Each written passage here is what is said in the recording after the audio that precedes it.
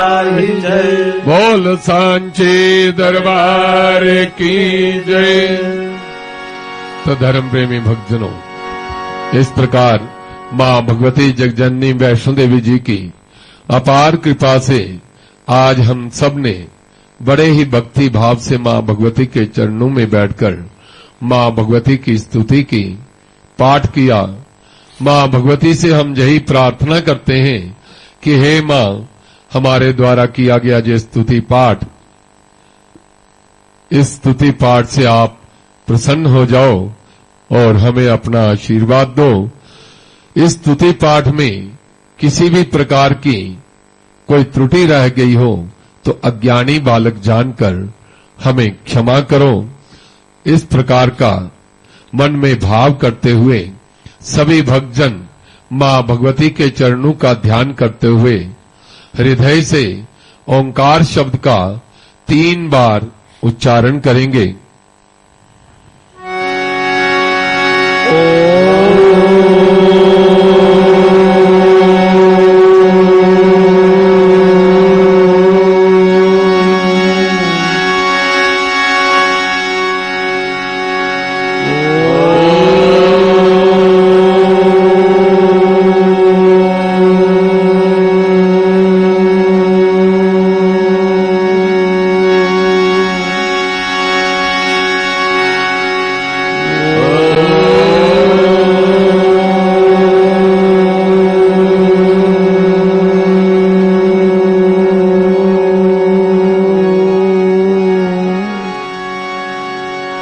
बोल सांचे दरबार की जय।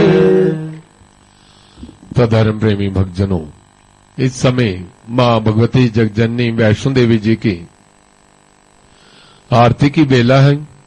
इस दिव्य गुफा के अंदर मां भगवती जगजननी 3 प्राकृतिक दिव्य पिंडियों के रूप में विराजमान है। मां भगवती की पिंडी का 5.5 फुट के लगभग आकार है और केवल शीश रूप में मां भगवती के दर्शन हमें प्राप्त होते हैं। मां भगवती के चरणों से चरण गंगा रूपी निर्मल जल धारा सदैव प्रवाहित होती रहती है, जिनके चरण जल से हम स्नान आदि करके मां भगवती के दर्शनों के लिए मां के चरणों में उपस्थित होते हैं। मां भगवती महाकाली, महालक्ष्मी, महासरस्वती अपने नाम एवं गुणानुसार आए हुए शरणागत भक्तजनों को 3 प्रकार के आशीर्वाद देती हैं।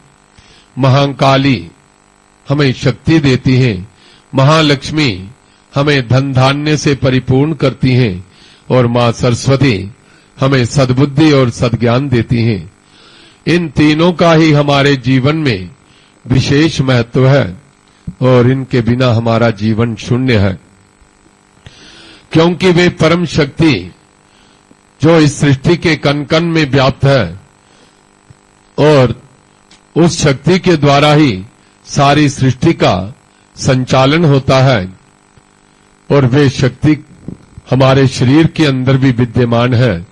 जब तक वे शक्ति हमारे शरीर के अंदर है तब तक ये शरीर सब प्रकार के कार्य करने में समर्थ होता है और जिस समय वे शक्ति इस शरीर से अलग हो जाएगी तो ये शरीर निष्प्राण हो जाएगा। इसमें किसी भी प्रकार की कार्य करने की क्षमता नहीं रहेगी। इसलिए मां भगवती की उस शक्ति का सदैव सदुपयोग करना चाहिए और अपने शरीर के द्वारा दूसरों की सेवा सहायता करें, वाणी के द्वारा सबका आदर सम्मान करें और सबके साथ मधुर व्यवहार करते हुए अगर हम जीवन यापन करते हैं तो वे शक्ति हमारे ऊपर प्रसन्न होकर हमें आशीर्वाद देती है और उसके आशीर्वाद से हमारे शरीर के अंदर जितने भी रोग हैं, बुराइयां हैं, कष्ट हैं, वह सब दूर हो जाते हैं और हमारा जीवन सुखमय बनता है।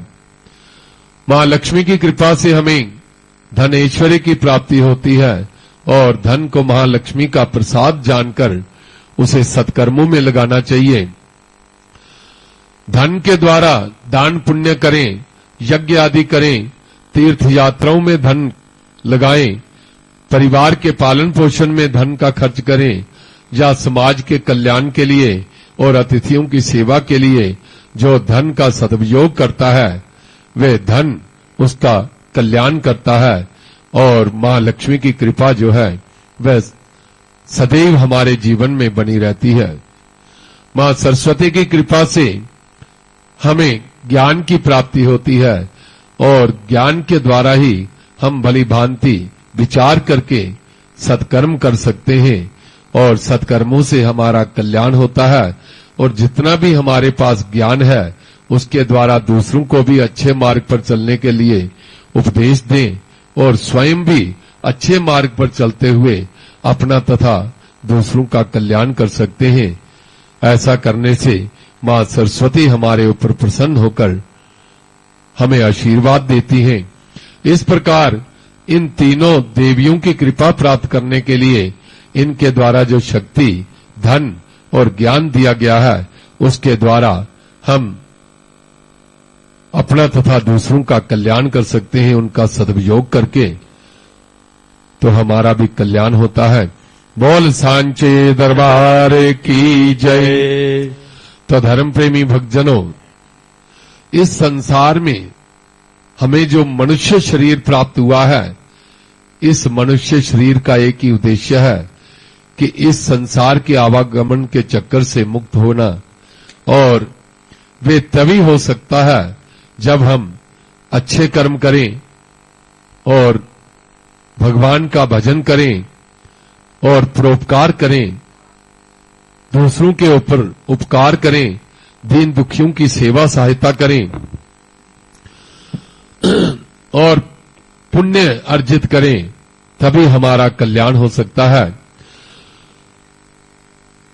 भगवान वेद व्यास जी हुए हैं, उन्होंने 18 पुराण लिखे हैं और उन पुराणों में उन्होंने कहा है, अष्टादश पुराणेषु व्यासस्य वचनम द्वयम परोपकाराय पुण्याय पापाय परपीडनम।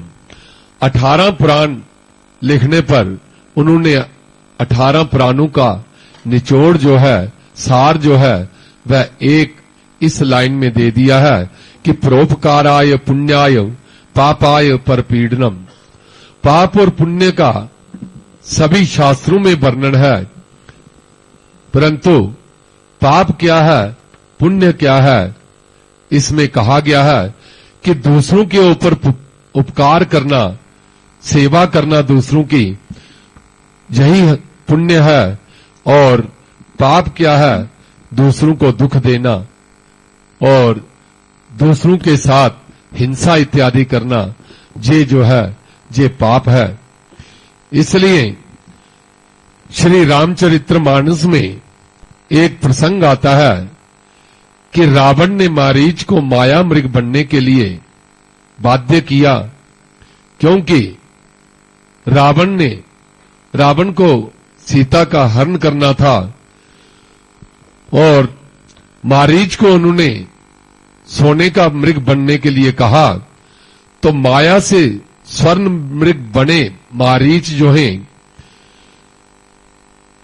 मारीच का शिकार करने के लिए श्री राम जो हैं वह उसके पीछे पीछे भागते हैं। जब वह वन में भगवान श्री राम जी की कुटिया के सामने वह मृग, सोने का मृग आकर खड़ा होता है, तो सीता जी जब उसे देखती हैं तो वे उसे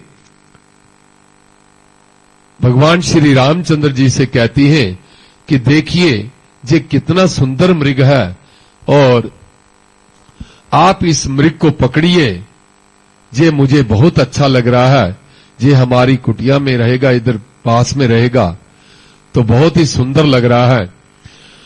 तो भगवान राम जो है वे उस मृग को पकड़ने के लिए आगे बढ़ते हैं तो मृग भाग जाता है।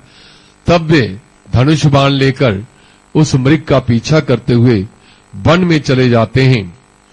और जब मारीच का शिकार करने के लिए श्री राम उसके पीछे पीछे भागे और अंत में श्री राम जी के बाण से मरते मरते उस मारीच ने, उस कपटी जो राक्षस मारीच था, उसने क्या कहा, बड़ी जोर से ऊंचे स्वर में उसने कहा, हा लक्ष्मण। और इस प्रकार उसने लक्ष्मण को पुकारकर उसने छल किया, और उस दुखी पुकार को सुनकर जब ऐसी आवाज माता सीता के कानों में पड़ी तो उन्होंने लक्ष्मण से आग्रह किया कि आपके ज्येष्ठ भ्राता श्री राम जी वे मृग को पकड़ने के लिए गए हैं। अभी उन्होंने उनकी आवाज सुनाई दी है कि उन्होंने आपको पुकारा है, हा लक्ष्मण। इसका तात्पर्य यही है कि वे किसी संकट में हैं और आप जाइए उनकी सहायता कीजिए। अपने ज्येष्ठ भ्राता का पता लगाने लक्ष्मण को वन में जाना पड़ा, और तब दुष्ट रावण ने बलपूर्वक उस समय सीता का हरण कर लिया। और देवी सीता की आर्त ध्वनि सुनकर जब सीता का हरण हुआ, रावण उसे पुष्पक विमान में बिठाकर ले गया, और सीता जो है उसमें विलाप करती हैं, रुदन करती हैं, और उनकी सहायता के लिए वे पुकारती हैं। तो उनके आर्त स्वर सुनकर जटायु जो है पक्षीराज, उसकी सहायता के लिए वे आगे आते हैं। जटायु जो है उस वन में रहते थे, और जब उन्होंने अबला नारी की आवाज सुनी तो वे दौड़कर उसके सहायता के लिए आगे आए। और जटायु वृद्ध थे, उनको पता था कि रावण विश्व का विजय है, वह विश्व को विजय करने वाला है, और अत्यंत क्रूर तथा ब्रह्मा के वरदान से वे अजय है और उसको कोई पराजित नहीं कर सकता। वे ना तो रावण को मार सकते थे जटायु, और ना ही देवी सीता को छुड़ा सकते थे। और इस प्रकार उल्टे अगर रावण का विरोध करते हैं जटायु, तो उन्हें अपने प्राण भी गंवाने पड़ सकते थे। तो इस प्रकार उनकी मृत्यु जो थी वह निश्चित थी, परंतु जटायु ने ये विचार नहीं किया कि मेरे प्राण जाएंगे।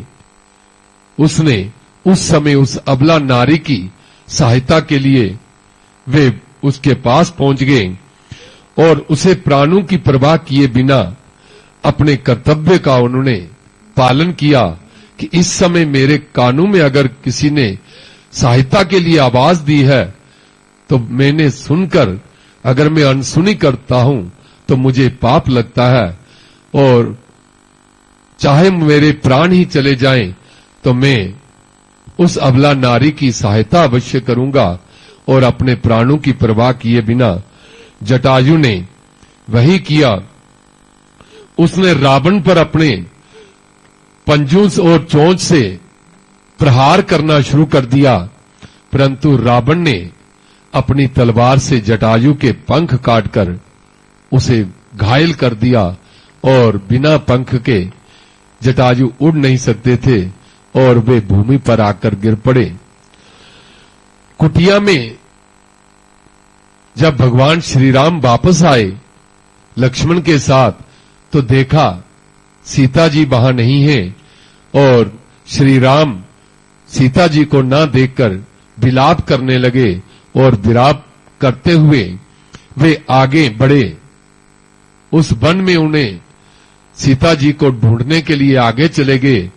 तो जब वे आगे बढ़े तो देखते हैं कि रास्ते में उन्हें घायल जटायु जो है वह दिखाई देते हैं, और जीवन की वे अंतिम श्वासें गिन रहे हैं।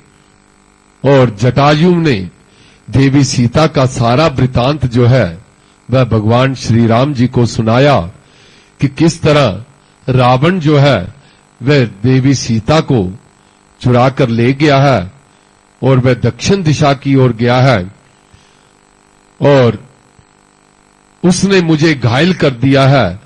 अब मेरा अंतिम समय निकट आ गया है।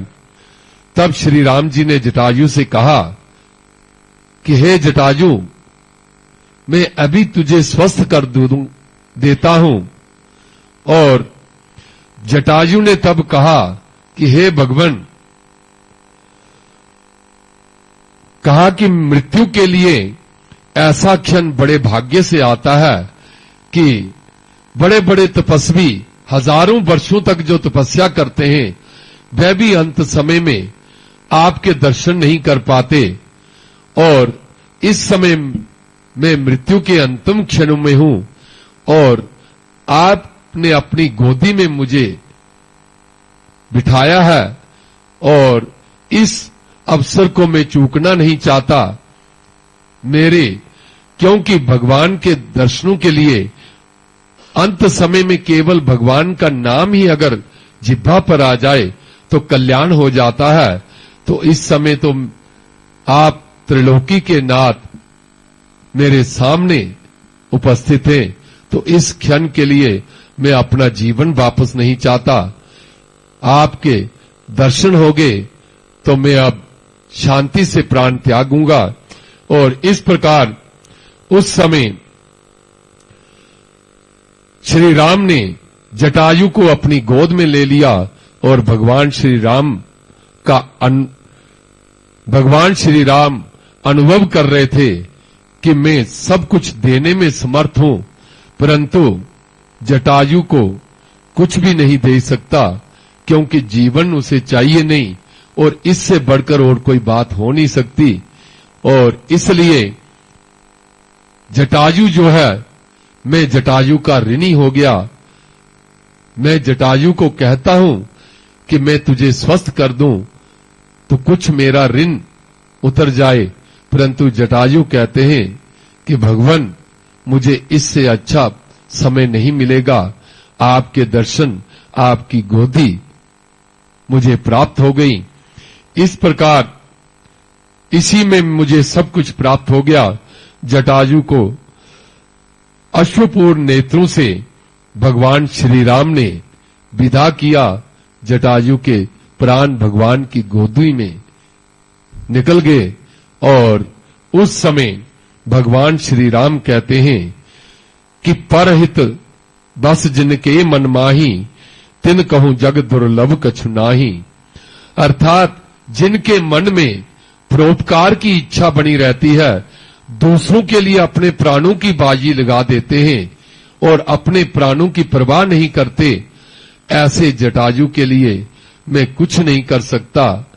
वे सब कुछ करने में समर्थ हैं, परंतु जटायु के आगे मैं कुछ नहीं कर सका। और उस समय कहने का भाव यही है कि मनुष्य को इतना ज्ञान होना चाहिए कि ये जीवन जो है 2 दिन का है, एक दिन सबने जाना है बारी बारी, परंतु अगर कोई अच्छा काम करके हमारे जाने से अगर कोई कुछ लोगों के 10-20 लोगों के अगर प्राण बचते हों या दूसरे के प्राण बचते हों, तो उस समय अपने प्राणों की परवाह नहीं करनी चाहिए और परोपकार से ही कल्याण होता है। और क्योंकि संसार जो है ये दुखों का घर है और ऐसा क्षण अगर मिल जाए तो इससे बढ़कर और कोई सुख नहीं है, कोई कल्याण नहीं है। और भगवान की सेवा में जटायु जैसे समर्पित हो गया, अपने प्राण दे दिए और भगवान ने उसे अपना धाम दे दिया और इस प्रकार वे आवागमन के चक्कर से मुक्त हुआ। तो ऐसा कोई अवसर अगर हमारे सामने उपस्थित हो जाए तो हमें भी यही चाहिए कि हम परोपकार करें और परोपकार में ही हमारा कल्याण है। क्योंकि ये जीवन, इस श्वास का कोई पता नहीं, ये श्वास एक ऐसे कच्चे धागे की डोरी है, कब टूट जाए और हम इस संसार से चले जाएं।